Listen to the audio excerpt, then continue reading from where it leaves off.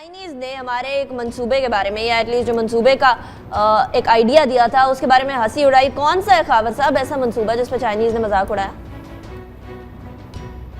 ये election campaign के दौरान मुस्लिम लीग नून ने एक ख्वाब बेचा था लोगों को कि जब हम गवर्नमेंट में आएंगे तो मुल्क के अंदर एक बुलेट ट्रेन लेके चलाएंगे पूरे मुल्क के अंदर, खैबर से लेके कराची तक। अब नेशनल असम्बली के अंदर ख्वाजा साद रफ़ीक जो रेलवे के मिनिस्टर हैं वो बता रहे थे कि जब मैंने उनसे चाइनीज़ को ये कहा कि जी हमने एक बुलेट ट्रेन बनानी है तो वो हम पे हंसे। उन्होंने कहा कि जी आप जो 160 जो मील फ़ीसद वो मील पर जो है वो चलाने वाली ट्रेन है उसी को आप बुलेट ट्रेन समझें और उसी पे इत्तफाक करें, और ये बुलेट ट्रेन आपके मुल्क में नहीं चल सकती। कहते हैं जब हमसे वजह पूछी गई कि क्यों नहीं चल सकती, वो कहते हैं ये एक तो आपके मुल्क के अंदर जो एक तबका है जो कि बुलेट ट्रेन को अफोर्ड कर सके वो है नहीं है, ताकि अगर उसकी मार्केट नहीं है तो लिहाजा बुलेट ट्रेन बन भी जाएगी तो इस्तेमाल कौन करेगा, क्योंकि जापान में भी अगर देखें तो वहाँ पे उसकी जो टिकट काफ़ी महंगी है। एक वो है, और दूसरा ये है कि वो जो इंफ्रास्ट्रक्चर चाहिए होता है ओवरऑल उसके लिए आपको बहुत ज़्यादा इन्वेस्टमेंट की ज़रूरत है, तो वो रेलवे मिनिस्टर हमारे पास वो इन्वेस्टमेंट भी नहीं है तो इसलिए नहीं कर सकते। और साथ साथ जो हम एक दो प्रोग्राम में हमने वो एक चीज़ हाईलाइट की थी कि जो रेलवे की ज़मीन है तो वो एक बड़ी ज़बरदस्त चीज़ उन्होंने नेशनल असम्बली को ये बताई कि जी KPK के अलावा बाकी तीनों जो प्रोविंस है वो मुझे अपनी ज़मीन नहीं वापस कर रहे जो रेलवे की है।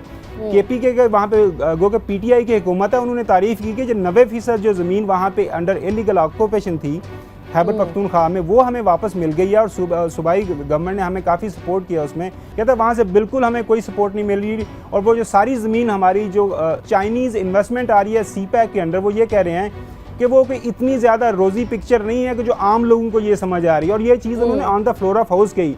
वो कहते हैं कि चाइनीज़ हमें कह रहे हैं कि जी एक मिसाल उन्होंने दी कि एक पेन की कीमत 2 रुपये है तो वो कहते हैं कि इसके 10 रुपये में आप ले लें। वो कह रहे हैं कि जी मैंने उनको कहा जी मेहरबानी फरमाएं, हमें पहले ही ऑलरेडी हमारे हालात बड़े ख़राब हैं तो हमें ये 2 रुपये की चीज़ ना 10 रुपये में ना बेचें। तो ये सारी मामलात हैं जो रेलवे के हवाले से हैं, और वो जो ख्वाब था बुलेट ट्रेन का वो तो कम अज़ कम मुस्तकबिल करीब में तो बिल्कुल पूरा होता नज़र नहीं आ रहा। अब देखेंगे शायद आने वाली की गवर्नमेंट्स आएँ वो इसको पूरा करें। जी ठीक है, गज़नफर साहब आपकी क्या यहाँ पे रेलवे के एक मिनिस्टर रहे हैं खावर साहब, उससे जब सवाल किया गया ना जब पीपल्स पार्टी की हुकूमत में, अभी तो कोई 1-2 शायद ट्रेन चल जाती हैं, 2-3 ट्रेनें चलती हैं, टाइम पे चली जाती हैं। उसके ज़माने में ट्रेनें थी नहीं, मतलब वह लिटरली बंद हो गई थी। और उससे सवाल किया गया तो उसने कहा क्या हुआ, अफगानिस्तान में भी तो रेलवे लाइन नहीं है ना, तुम्हारा वहाँ भी तो चल रहा है। तो जब आपकी अप्रोच ये होगी, आप इंटेलेक्चुअल लेवल देखें लोगों का जिन्होंने इनको तबाह किया, उसके घर पे को 25 गाड़ियां चलती थी अपनी जो उसने पूल रखा हुआ था, और जिस तरह वहाँ पे लूट मार हुई है इस रेलवे में।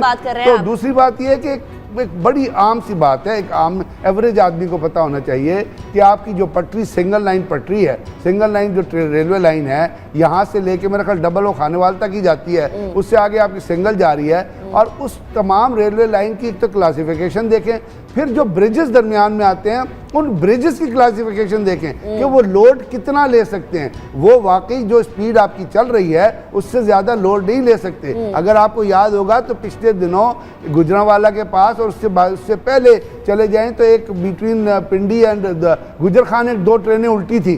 क्यों उल्टी थी?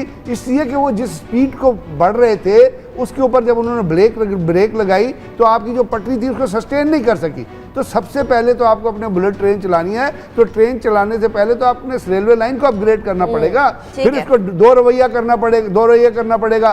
तो ये इंफ्रास्ट्रक्चर, अगर आप CPEC की आप बात कर रहे हैं, CPEC के ऊपर आप एनर्जी प्रोजेक्ट्स की बात करते हैं, और अगर कोल एनर्जी आप लगाते हैं तो वो कोल चाइनीज़ कहते हैं कि हम आपका कोल इस्तेमाल नहीं करेंगे, हम अपना कोल लेके आएंगे।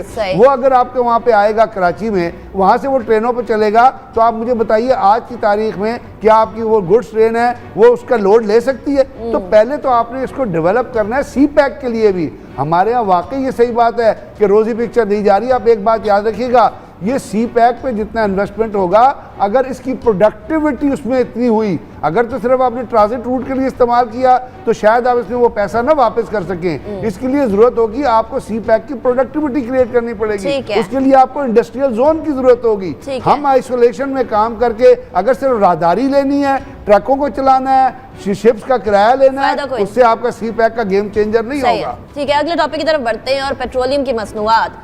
इसहाक डार साहब ने बड़ी प्राउडली कहा कि 7 माह तक कम थी, 7 माह बाद बढ़ाई गई है। 2 रुपये पेट्रोल की कीमत बढ़ गई है, 2.70 डीजल की कीमत बढ़ गई है और अब एक बार फिर बोझ पड़ने जा रहा है पाकिस्तानी अवाम पर। खावर साहब, इस्लामाबाद में क्या तासुरात है इस बारे में?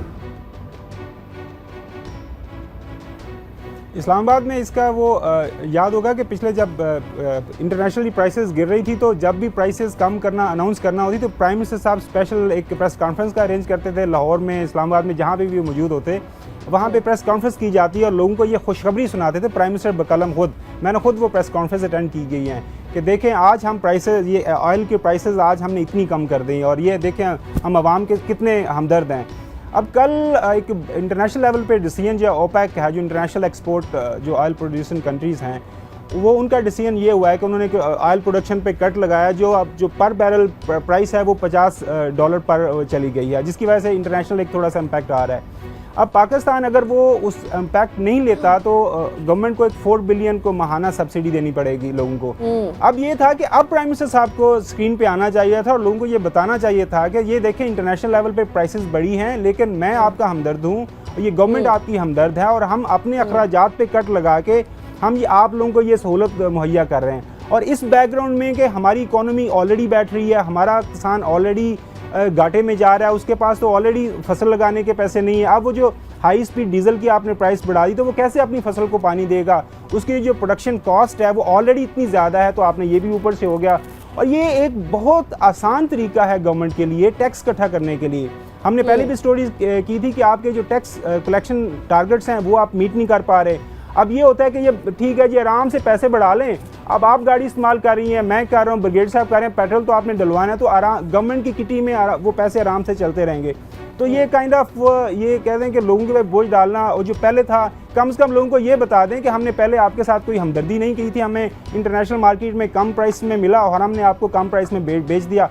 मज़ा तो तब था ना कि अब आप कहते हैं कि हाँ इंटरनेशनल प्राइसेस बढ़ी हैं और हम इसका इम्पैक्ट आप पे ट्रांसफ़र नहीं कर रहे, 7 महीने भी नहीं किया और अब भी नहीं कर रहे, और हम आपके साथ हैं और हम अपने ये कट्स लगा रहे हैं, उसकी जो गवर्नमेंट के एक्सपेंडिचर्स हैं उनमें कट लगा रहे हैं, हम आपको सपोर्ट कर रहे हैं। प्राइम मिनिस्टर साहब को खुद स्क्रीन पे आना चाहिए था, अगर बढ़ानी भी चाहिए थी तो जो पहले इन्होंने मिसालें सेट की है अभी भी आके बताना चाहिए था लोगों को, खुद प्राइम मिनिस्टर साहब को, कि ये मजबूरियाँ हैं जिनकी वजह से। अब इसहाक डार साहब को कहा गया जी आप जाके बता दें, तो ये सारा बैकग्राउंड है। इम्पैक्ट डेफिनेटली आएगा ऑयल प्राइसेस का, आपको पता है क्रॉस द बोर्ड निचले तबके तक इसका इम्पैक्ट आता है। जी ठीक है। अच्छा गजनफर साहब, यही हुकूमत है जिसके दौर की किल्लत भी हुई थी, अगर आपको याद हो। वो पेट्रोल की किल्लत तो 2 वजह से अभी भी पेट्रोल की किल्लत का एंटिसिपेट किया जाता है, क्योंकि आपने रॉन पे कन्वर्ट किया है पेट्रोल को। तो वो कहते हैं कि रॉन के जो ज़खायर हैं वो आपके पास इतने मौजूद नहीं हैं, और पिछली दफ़ा भी जो आपकी कमी हुई थी वो बुनियादी तौर पर शिपमेंट और ऑर्डर्स की वजह से हुई थी। और दूसरी बात ये है, आप याद रखिएगा, जब आपका सर्कुलर डेट बढ़ेगा और आप ऑयल कंपनीज को पैसा पे नहीं करेंगे तो वो ऑयल कंपनियां क्या वो लेके आएंगी, तेल लेके आएंगी। जब आप उनकी सर्कुलर डेट में उनकी कमी को मीट ही नहीं कर रहे और पैसा उनके पास आउटस्टैंडिंग आपका गवर्नमेंट के पास पैसा है, तो वो कहाँ से चीज़ करेंगी। अब जहाँ तक इंटरनेशनल मार्केट में तो मेरे ख्याल प्राइजेस कम हुई हैं पेट्रोल की, अभी कल ही पट्टी चल रही थी, कम हुई हैं। दूसरी बात ये है कि आप ये देखिए कि क्या जो आप $50 बैरल के ऊपर जो तेल ले रहे हैं, क्या आप उसको $50 के बाद 51 के हिसाब से या 52 के हिसाब से पाकिस्तान में बेच रहे हैं? आपके तो ऑलरेडी इतने ज़्यादा टैक्सेस हैं उस पेट्रोल के ऊपर जो आपको कास्ट कर रहा है, उस पर आपने कोई 25% या 30% तो टैक्सेस लगाए हुए हैं। तो गवर्नमेंट टैक्सेस की मद में तो कम नहीं कर रही ना। प्राइस का पीछे से फ़र्क आपको इसलिए नहीं पड़ रहा कि आपके पास एक एंटीसिपेशन में पैसा वो आ रहा है, उसके ऊपर ऑलरेडी आपने कैटर फॉर किए हुए हैं टैक्सेस। तो उसके ऊपर जो प्राइस का जो $2 या $1 का बढ़ना जो है वो बड़ा मीनिंगफुल इफेक्ट नहीं देता। लेकिन हमारे यहाँ होता क्या है, होता ये जब आपकी FBR की टैक्स रिवीजन की मैं रिपोर्ट पढ़ रहा था, जो उन्होंने कलेक्शन करनी थी और वो नहीं कलेक्ट कर सके तो रिवीजन टारगेट उन्होंने दिया। उसमें एक पॉइंट ये था कि पिछले दिनों में चूँकि पेट्रोल की कीमतें कम हुई हैं इसलिए हम टैक्स इतना जमा नहीं कर सके। अब मुझे तो इसके 2 लीकेजेस समझ नहीं आए।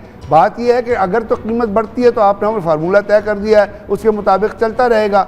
लेकिन अगर कीमत स्टैटिक होती है, कीमत का तब भी वही फार्मूला इम्प्लीकेट होना चाहिए ना। लेकिन चूंकि टैक्सेस आपके इतने ज्यादा हैं गवर्नमेंट के और उसको बनाया हुआ है, अब आप अपना बिजली का बिल उठा के देखिए, आपका बिजली का बिल 1200 रुपये अगर 1300 रुपये होगा ना तो उसके ऊपर 700 रुपये टैक्सेस होंगे। यानी टीवी की फीस का टैक्स आप दे रहे हैं, केबल आ गई है, अभी आप लाने की कोशिश कर रहे हैं, एचडी टेक्नोलॉजी लाने की कोशिश कर रहे हैं, एचटीडी लाने की कोशिश कर रहे हैं, टेलीविजन का डीटीएच लाने की कोशिश कर रहे हैं, डीटीएच के बावजूद आप टेलीविजन का जो वो बिल ले रहे हैं। नीलम जेलम बन नहीं सका है पिछले इतने साल से और आगे भी नहीं बनेगा। नीलम जेलम सरजार जो है वो गरीब लोग अभी तक पूरा कर रहे हैं। वो ब्रिगेड साहब आपको एक और चीज़ बता दूं, वो एक और चीज़ बता दूं, ये नेशनल फाइनेंस कमीशन का जो इजलास हुआ है 2-3 दिन पहले, उसमें ये भी सजेशन आई है कि जो मुल्क के अंदर सिक्योरिटी के हालात हैं जो अच्छे नहीं जा रहे, तो उसके लिए हमें अखराजात की ज़रूरत है, तो वो भी 3% और कुछ इंक्रीज़ करने जा रहे हैं डिफरेंट वो मद की शक्ल में, वो भी मेरी और आपकी जेब से निकलेगा। तो ये सारे काम जब आपके जब हमारे शाहाना खर्चे होंगे, बिल्कुल नहीं करनी, जब हमारे खर्चे शाहाना होंगे और 760 मिलियन का कि 60 मिलियन का आपका फॉरेन टूर्स का बजट होगा, आप ये देख लें उन टूर्स के बाद पाकिस्तान में कितनी जो है वो एक्सपोर्ट पाकिस्तान की बढ़ी है। आज आपके रुपए की कदर गिरने का बेसिक वजह क्या है? इसलिए कि जिस तरह आपकी इंपोर्ट ज़्यादा होती जा रही हैं, आपको ज़्यादा पैसे की ज़रूरत पड़ रही है, रुपया नीचे आ रहा है, तो इन विजिट्स का ये तो फ़ायदा होना चाहिए कि पाकिस्तान के अंदर FDI चले अगले टॉपिक की तरफ बढ़ते हैं।